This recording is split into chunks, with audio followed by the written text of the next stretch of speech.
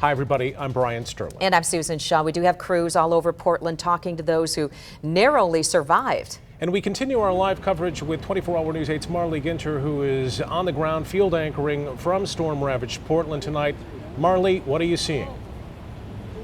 Oh, Brian and Sue, it is just amazing to watch all of the emergency crews out here right now, still trying to piece everything together. If you take a look far behind me, you can see where power crews are out here trying to restore power this way. But we did speak with the fire chief earlier, who said that a lot of the power is back up and running, but of course they do still have some spotty areas. Then if you look down, you can see where there's some caution tape that's put up around the buildings down that way, but really that caution tape is up all over this area. There isn't just one area that's blocked off, but several buildings that are blocked off. You can see this road has caution tape keeping people back as well, and a lot of that is because we're not sure if these buildings are stable enough yet. You can see this was the Rite Aid behind me right here, and that you can see the wall has actually been incredibly damaged. Just so much that we've been seeing out here.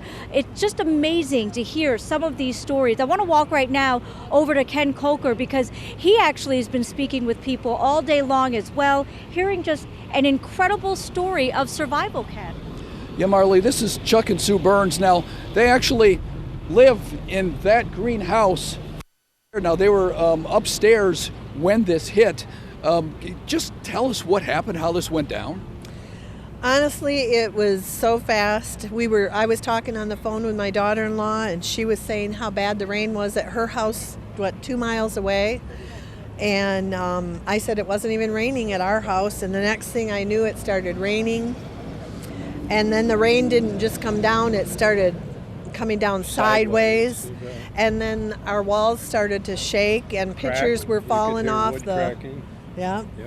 We have a 6-foot mirror on our dining room wall, and it just started to shake, and I was so afraid that the mirror was going to explode that I quickly dropped to the floor, and at that time the beam was going by me and the roof flew off, and he was holding on. Well, when I started hearing the walls crack, I ran towards the basement door to tell her, let's get to the basement.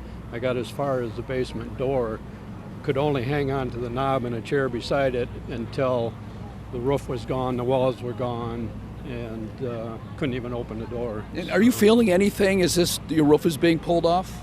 What are you feeling? Yeah. Pressure. Pressure. It was, I was afraid of being Sucked out. Drawn out of the house. I was scared to death. Seeing the roof going, I thought, oh my God. I've seen pictures where people go too. I didn't want to go.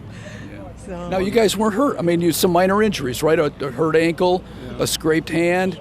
I saw you hold it, your shoulder, your rib. Other than that, it's just bruises. We're all right. Okay. Yeah. And there were no warnings. Were there no sirens? No. None just came out of nowhere. None. Yeah, nothing. Kind of wondering what happened there. I didn't think about it at the time. You know, we're thinking about it now, but we didn't think about it at the time. Yeah, at the time it was just, it happened so fast. Of survival at that time, you know. So. Well, really glad you're okay. It's pretty Thank amazing you. story. So, Thank you. all right, thank you very much. Appreciate it. Now, that's something we'll be checking later is why there were no sirens in this storm. Right. I'm sure a lot of people are wondering that question, Ken. It's just amazing to hear their story. Of course, when they see that the roof is going off and they actually thought for a brief second they were going to get sucked out of that house. And the fact that they're barely hurt, I mean, that's the amazing part, especially when you look at that house. That's the white beam back there, I don't know if you can see it, is just grazed her head. Wow. Yeah. Now that really is an amazing story of survival. Ken, thank you for that story.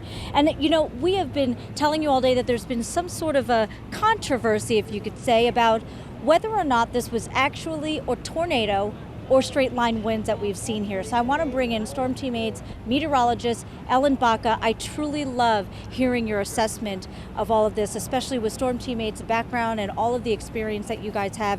You were able to walk around this area, take a look at some of the damage. Was this a tornado? It's looking like a tornado. Earlier today in Wyoming, that was a microburst. This, with this long track damage and the fact that we had not just one, not just two, but several homes that were almost exploded from the inside, is a sign that we usually look for that's indicative of a tornado. So with damage this extensive, I'm thinking EF1 definitely. It might be borderline a little bit stronger. Some of the historic places that we've been seeing, some of the historic churches in town, there was all three sustained damage, and those are some pretty powerful buildings there. They're built well, you know. So the fact that those sustained damage, it really means that we had a very powerful storm through here. And give us an idea of how you really know then. When you're looking at some of these, some of the damage that you're seeing, what is a red flag as to, okay, this wasn't straight line winds, this was a tornado? What, if you could list off some of the things that you saw, that's a red flag. Right, a huge red flag. When we were touring some of those neighborhoods, we saw a 2x4 and it was completely shoved into a roof. It didn't just hit the roof, it wasn't just settled on the roof, it was shoved into the roof. We also saw countless windows, dozens and dozens of windows that were just exploded from the inside. So the glass was actually pushed outward. And sometimes we see that with tornadoes. The air is pushed into the building and then that difference in pressure explodes one side out. So we saw a few homes like that, and thank goodness no one was injured from this. Everyone's just walking. They're just walking and surveying the damage, and all of them say the same. There was no warning, and man, we are lucky. Yes, definitely in amazement, so many people. When will we might know that this was actually a tornado or not?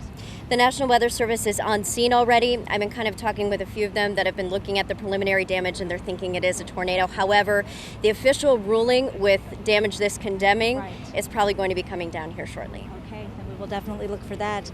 Meteorologist Ellen Baca, thank you so much for all of that insight. Of course, we have had reporters all over this area. 24-hour News 8, Joe LaFurgey was one of those very first on the scene. He has been able to see so much today. So, Joe, what are you seeing now?